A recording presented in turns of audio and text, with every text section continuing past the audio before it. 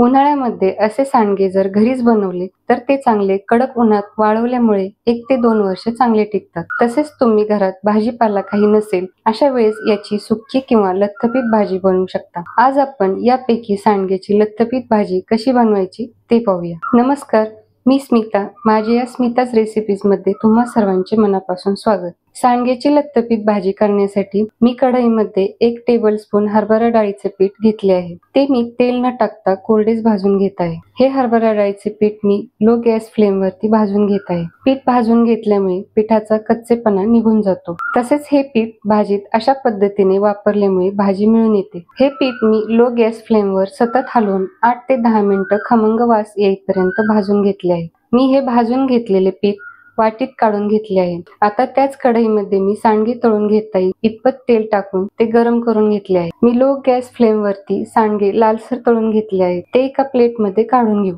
अशा पद्धतीने सर्व सांडगे मी तळून घेतले आहेत. आता कढईमधील तेल मी चमच्याच्या साहाय्याने थोडे काढून घेतले आहे व भाजीला लागेल इतपत तेल कढईमध्ये ठेवले आहे. यामध्ये 1.5 टीस्पून मोहरी तडतडली की चिमूटभर हिंग, त्यानंतर बारीक चिरून घेतलेला कांदा टाकून घेऊ. कांदा मीडियम गॅस फ्लेम वरती परतून घेऊ.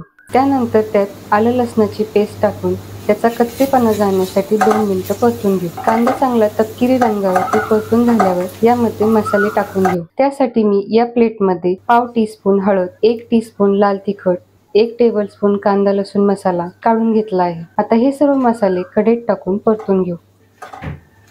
यामध्ये सुरुवातीला भाजून घेतलेले हरभरा डाळीचे पीठ टाकून थोडेसे परतून घेऊ.